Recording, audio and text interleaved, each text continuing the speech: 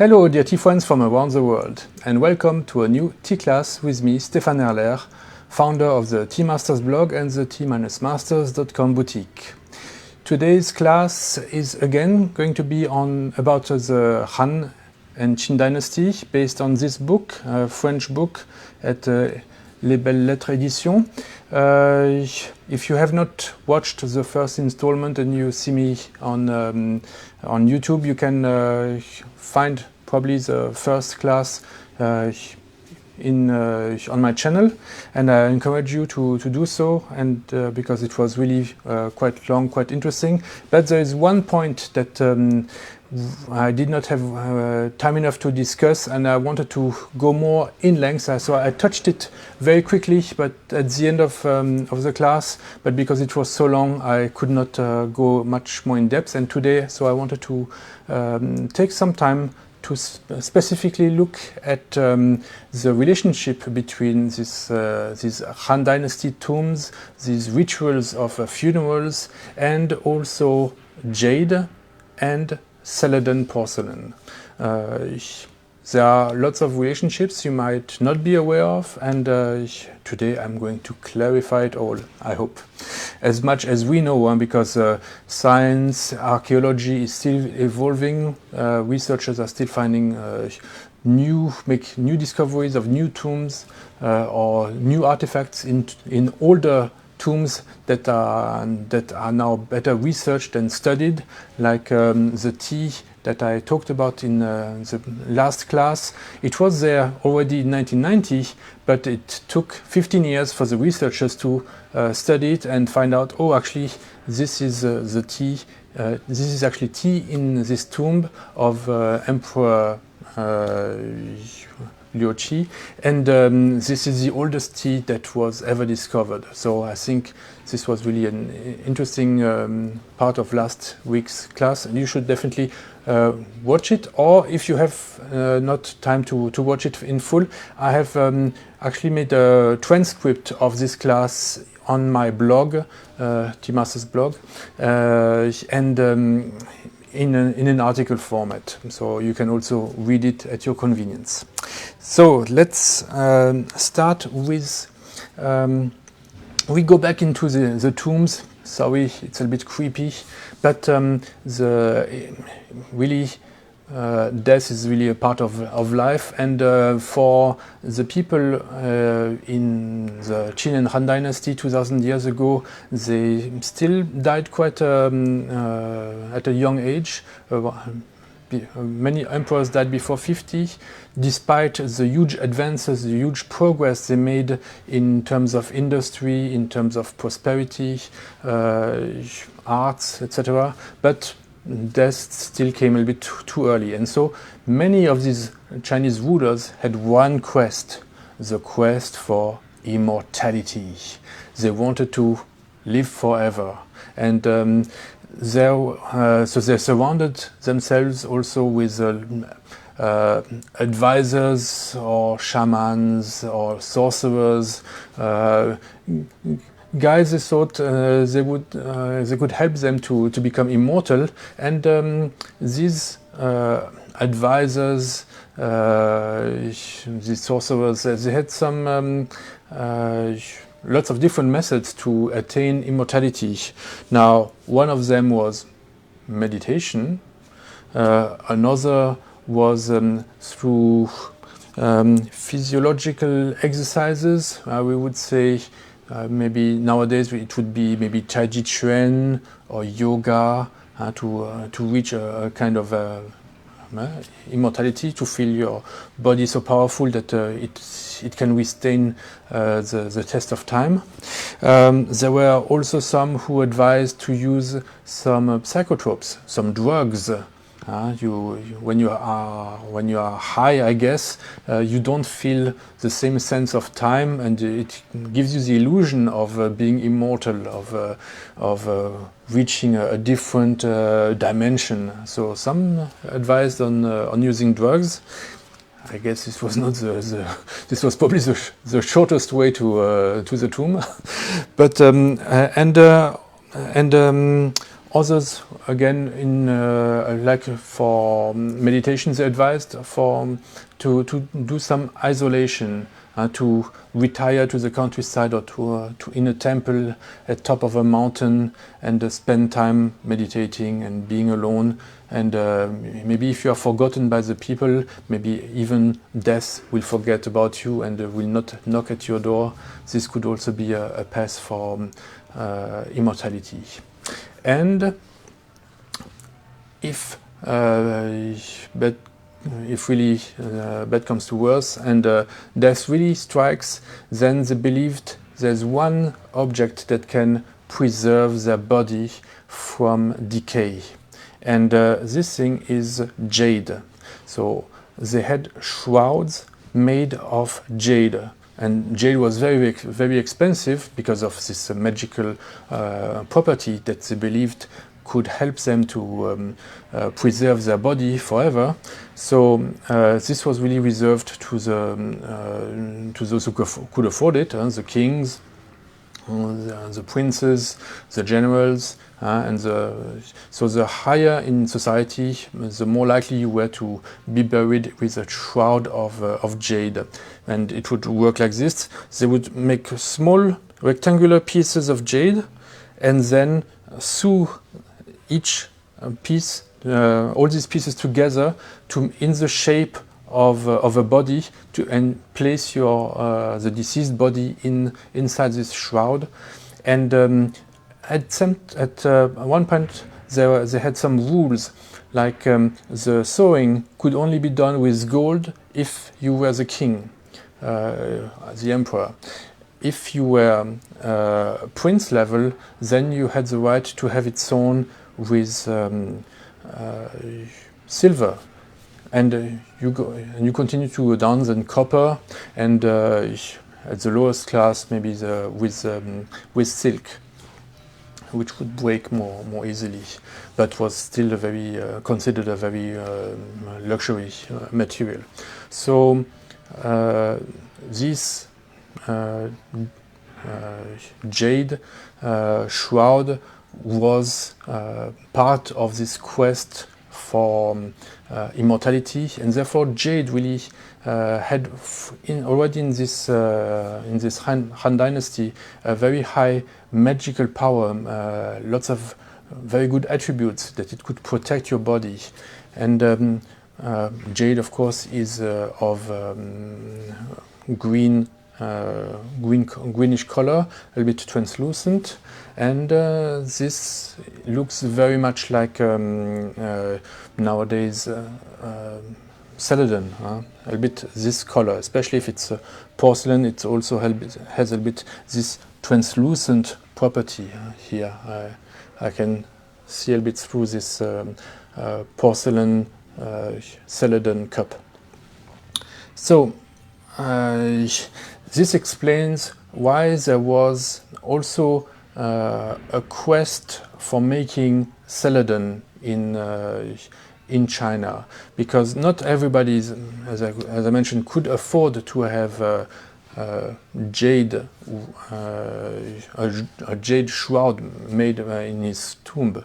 So for some, the alternative that was cheaper was to use jade attribute, like to place jade cicada or a jade silkworm in the tomb, because these the cicada and the silkworm are insects that go in this cocoon and then they are reborn into butterflies. So these animals, these insects, were symbols of immortality, of rebirth, what people wished when they are buried.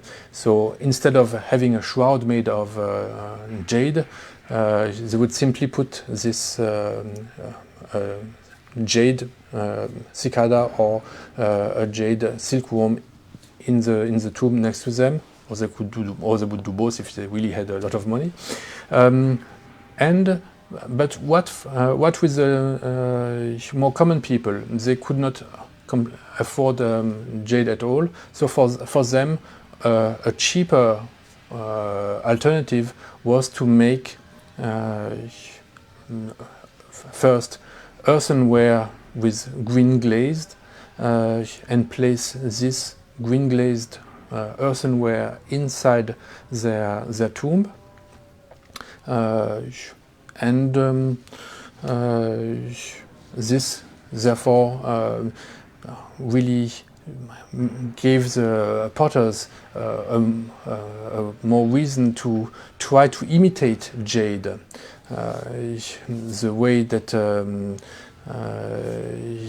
like alchemists try to create gold. So the potters, they thought, with this glazed green earthenware, like what is green? Oh, this is an example of glazed earthenware. You see the at the foot that it's earthenware, it's not porcelain, and it is glazed with a greenish glaze. So this is something that was quite common already before the Han Dynasty in the Warring States. In the Han Dynasty, the green glaze earthenware was was very, very skillfully done. I have some examples of in here. Wow, it's a heavy book. Of these things. I don't know if you have seen this before. These are towers made of green earthenware. Is it possible to see them well? Okay, you can see one. There's another one. So you. Okay, these are done. These two towers are more unglazed earthenware, more brown. The first one was very green. Oh, and here we have another green one.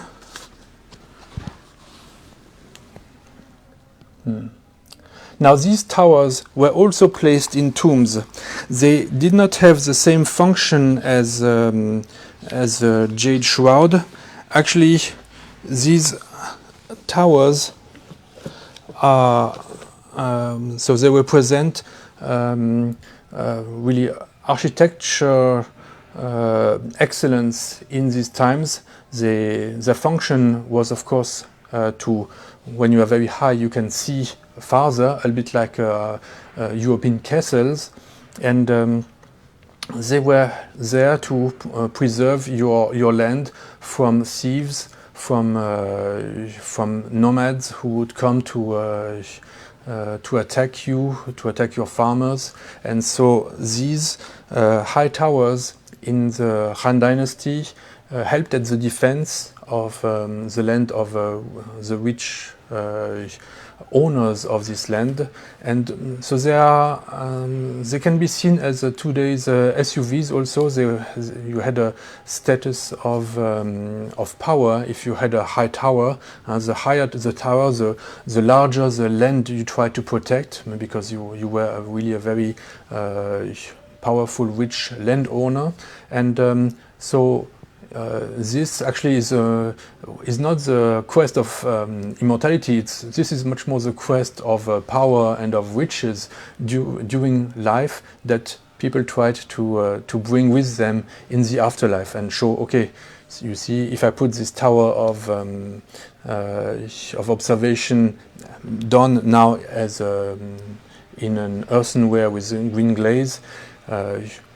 The green will look a bit like Jade probably already, and the fact the tower will remind people in the afterlife that I was the owner of these large lands and that I had this really large tower that was difficult to build and that assured the security of my land. So these towers were also placed in tombs as symbols of power. And what I want to come is that the earthenware with green glaze was really very well done. It was you can see, as you could see, very skillfully made. Lots of details. Very difficult to fire such a high tower. These were almost how high? 60 centimeters high. So very difficult to make. And they showed already the advances of the firing techniques, the glazing techniques during the Han Dynasty, but researchers have recently also examined some shards from the Eastern Han. So we are in the first Han Dynasty, 2,200 years ago, and they found out that the Eastern Han have reached maturity for porcelain. So these are not porcelain, the ones that I just showed, but they are shards that were examined, and that the researchers concluded that they were porcelain. So they used kaolin, white clay that was refined enough so that it would look white. That it was second, it would be refined enough also that it would be very smooth and a bit translucent, and it was fired high enough over 1260 degrees until 1300 degrees Celsius, so that it would really be strong enough and then be considered porcelain. And this porcelain, the first one was made of was Saladin porcelain, and so the link between this search for Saladin porcelain was to imitate jade, because jade had these magical powers, had all these properties in this quest for immortality, and then this would help people who could not afford real jade to have an object made of porcelain as a symbol for jade, and have it placed with them in the tomb. Also then for the more common people. We can see the link between jade and porcelain also in the Tang Dynasty. There is a jade plate called B, which is so a round disc, and it is empty in the middle, and it has a certain shape.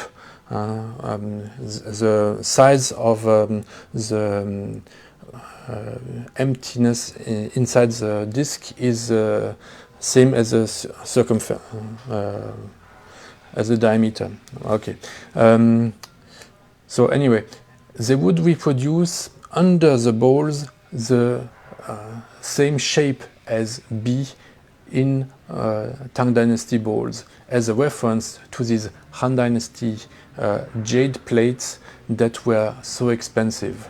There are some records from that time that say that one such jade disc would be valued as much as a whole village.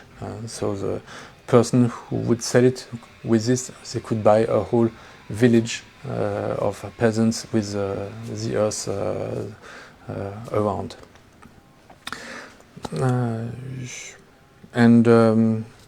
Yeah, so these are the relationships between this quest for immortality, the tombs, the jade that played a big part, and the Saladin porcelain that matured already 2,200 years ago, whereas it's only 300 years ago that it was that it became mature in Europe. So China had a 1,900 years advance compared to the rest of the world in terms of making porcelain. And what we can say also about these early Saladin is that the Saladin in this time, in terms of color, did not always mean something very green like these modern or Qing dynasty celadon, actually we have to think much more of something like this. This was made in France by David Louveau, wood-fired, but it's he uses completely natural glazes and earth, and this is some kind of so very natural celadon that he obtained without any chemistry. So we see some shades of brown, of green, a little bit of red also because of the earth. We can see this. So sometimes you have celadons that are quite brown. I will show you an example here in this book. Actually, two examples. So in this book about Chinese ceramics, they call this jar or vase celadon, and it's from the Han Dynasty. So it gives you an idea that celadon was seen in the color of celadon was not fixed to something very green, but it could or olive green. It could be much broader. It could also be more in the yellows or in the brown. Especially with these artifacts have traveled through time over 2,000 years, so their original color has also changed a little bit. So we see if you fire something very naturally, you don't get very flashy greens like today. You get much softer greens that are closer to yellow or brown. So these were already considered celadon, even though they were not as green as now. Okay, thank you very much for watching. I think this is a more detailed analysis of celadon that started in the Han Dynasty. I hope that you enjoyed this class, and I see you next week. Bye bye.